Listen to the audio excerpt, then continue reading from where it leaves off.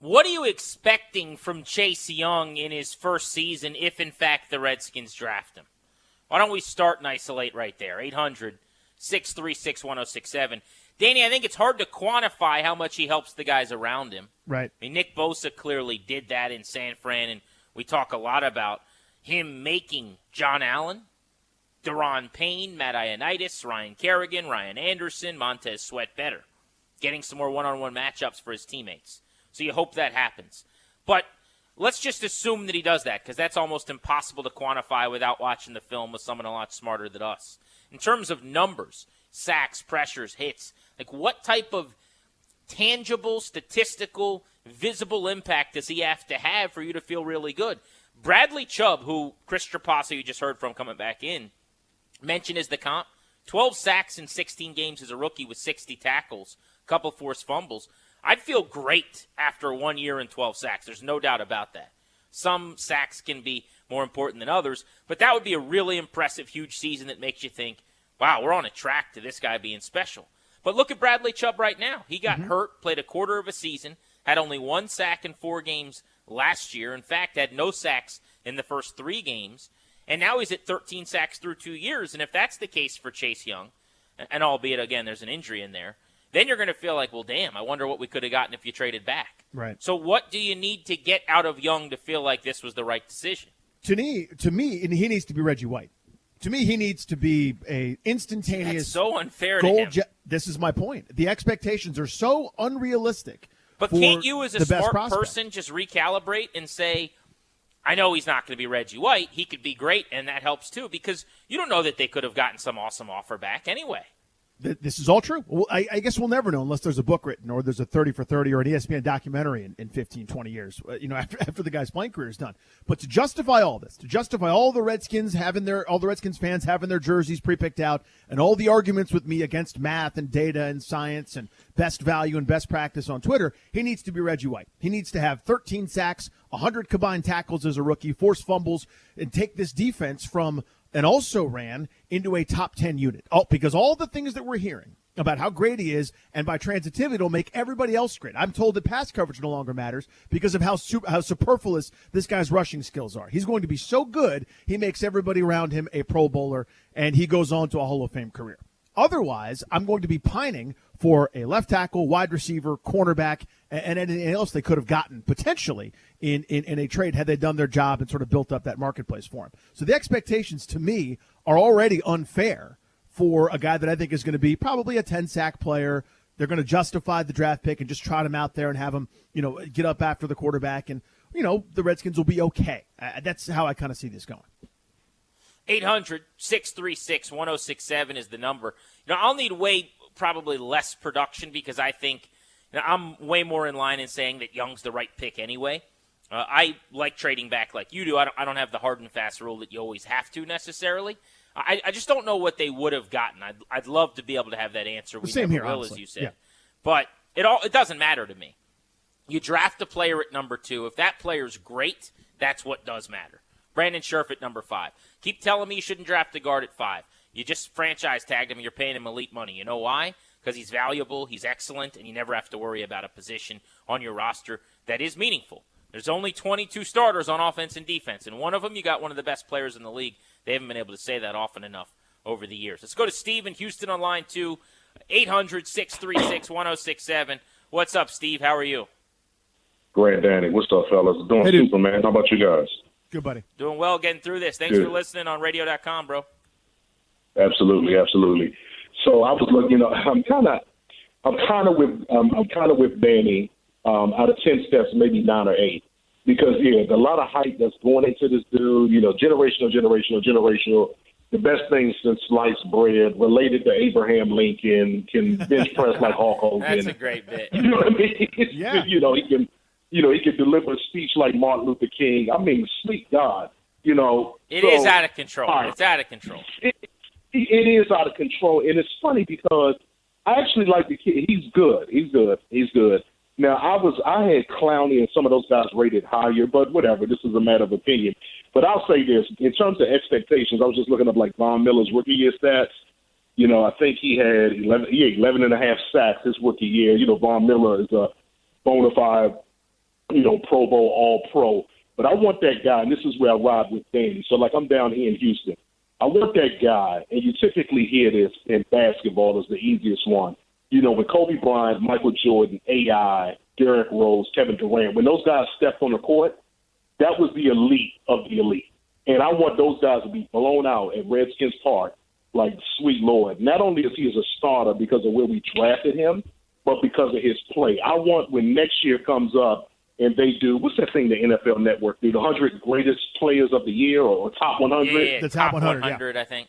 Yeah, right. I want to see, so from like all of our opponents of this year, when they go talk and you see the guy, and I've noticed something too. Normally when it comes to the Redskins, and I try not to get in this conspiracy thing, but it's normally a lot of Redskin guys talking about our own guys and maybe one or two sprinkles of other guys around the league.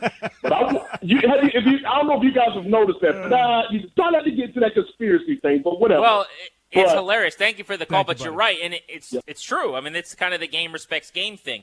If your team wins and you're from a program that's respected, everyone talks about you. And I get where you're going with this. You want at the end of this year the dudes in Philly and in New York and in Pittsburgh to be talking about Chase Young. Where they shake their head and they him, just can't believe it. Yeah, I want that. Or they saw the highlights on ESPN and on NFL Network, and that is a bad dude right there. They haven't had enough guys like that. The stat I always use is their lack of all-pros. They have not had a first-team all-pro since a punter in '96. And I'm not going to stop saying it, so get used to hearing it until they have one.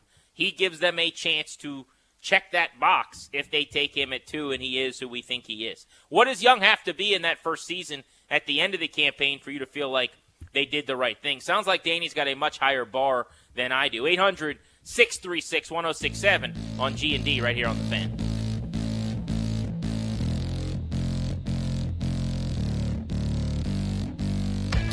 I just tweeted out, what does Chase Young have to do in his first season for you to feel like they made the right decision not to trade back? Danny, he has to become Reggie White. And Albert Breer tweeted and said, doing what Nick Bosa did for the Niners last year wouldn't suffice. To which Danny responded, if they play in the Super Bowl, that'd be good enough. Obviously, you know that he can't get them to the Super Bowl in football. But that's the implication.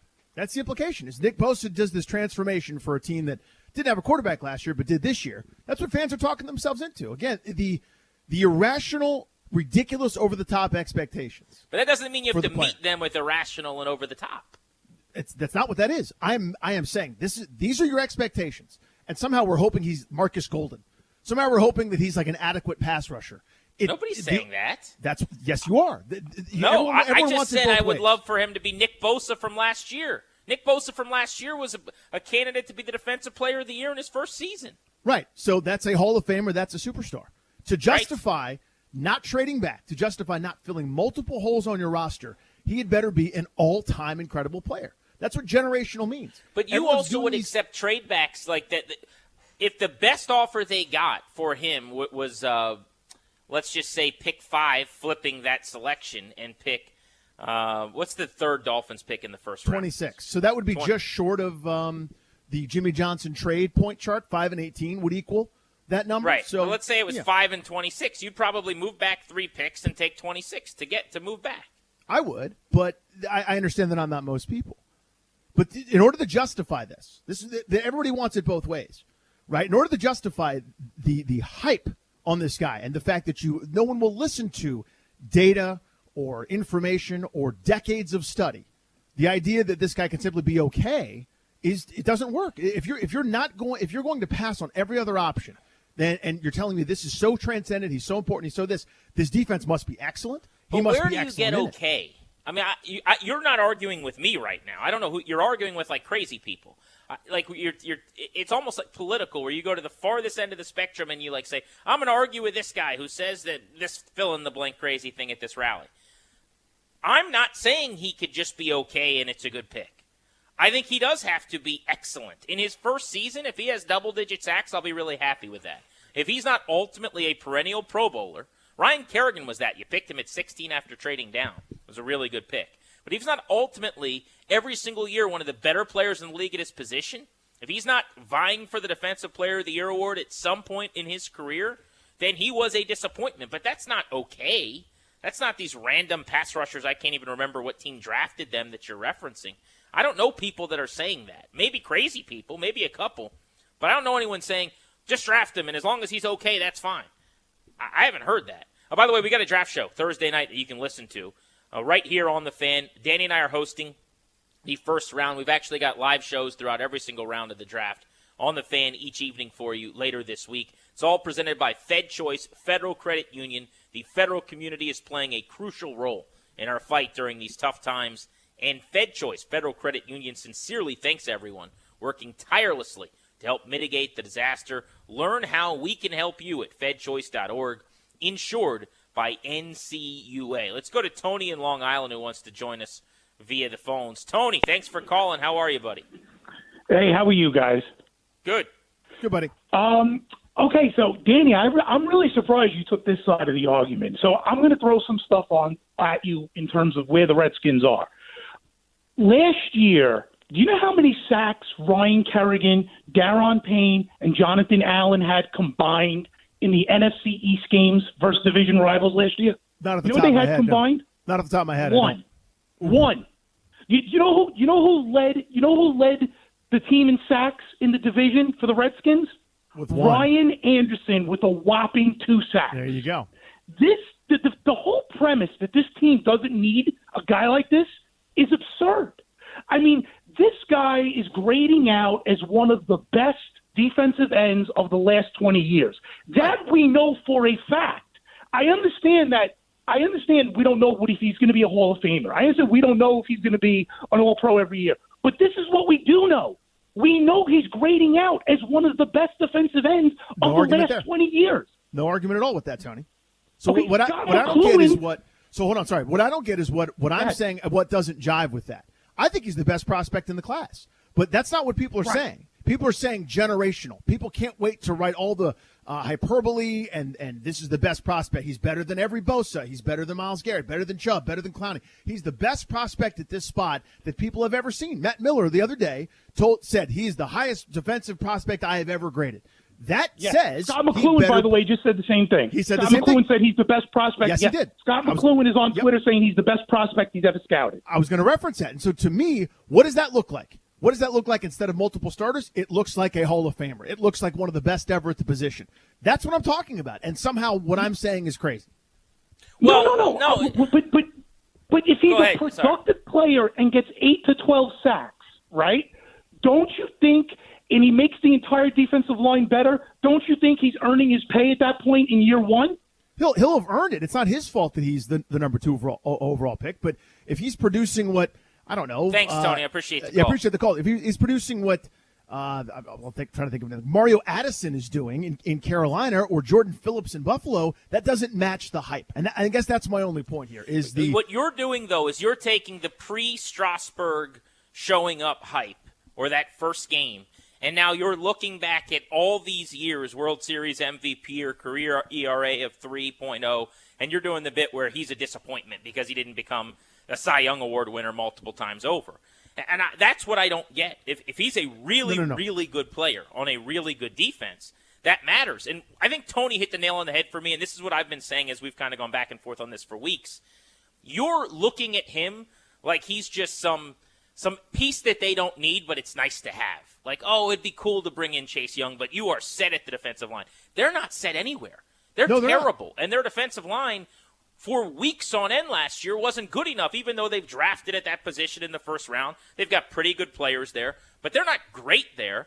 This is not a want. Like, you're almost like it's like a 277-pound person putting on a black shirt that looks okay, looking in the mirror and saying, I don't need to lose weight.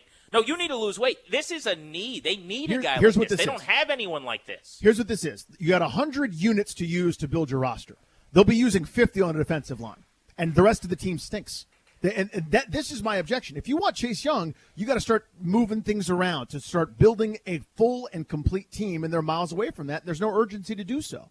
That's part of my objection. The other part is to turn down whatever's out. And again, this is all probably moot because the offer's not coming. And that, by the way, should tell Redskins fans an awful lot that they don't think it's worth trading. Well, the rest of the league doesn't want to trade for the guy. because he's not that much better than everybody else. Again, I think he's the best prospect in the class, and he'll help them. But I think it's diminishing return once you start pouring all your investments. It's like having a castle and saying, hey, we don't have a moat, we don't have a front gate, but at least we've got catapults, and we're going to add one more catapult. This roster is not any good, and that doesn't seem to concern anybody else except for me. He'll help. I just don't know if it's going to meet all of the expectations that people have for him. That's my only objection. I'm not doing a revisionist. Their entire D-line better and their entire defense better. And if he does that, then they just took a big step forward. Yes, and the then I'll be safety satisfied. position not being as good doesn't matter as much. The corner position not being as good doesn't matter as much. That's what Nick Bosa did last year. That's what we're talking about as a possibility. And if that happens, then it's a big, big deal. But I guess where we start going separate ways is when you say basically like they have all their catapults and I don't remember the exact analogy, but they have all the stanchions set. And I don't think they do. I think they still have a need. They don't have a wrecking ball. They don't have a world eater on that defensive line. They got some nice players. They'll be gone or here in a few years, and one way or the other, you can find other nice players probably. They don't have this guy. And if you don't have this guy, nothing else really matters. It doesn't have to be Chase Young, but it's got to be someone like him. It's got to be Von Miller. It's got to be Nick Bosa. It's got to be Justin Houston. I mean, you look at the teams year in and year out that get to the end of the season. They've got guys like this on defense. Guys having great years. Tyrann Mathieu. And they don't have anybody like that. 800-636-1067 is the number. Real quick, Danny, be quick because we'll look at the clock. We're late. But you could also look at, Shaq Barrett, Chandler Jones. You could look at great pass rushers on teams that haven't done anything. He's got to make this group an excellent group, and those are lofty expectations, and that's kind of what I'm saying, and that's what it reflects.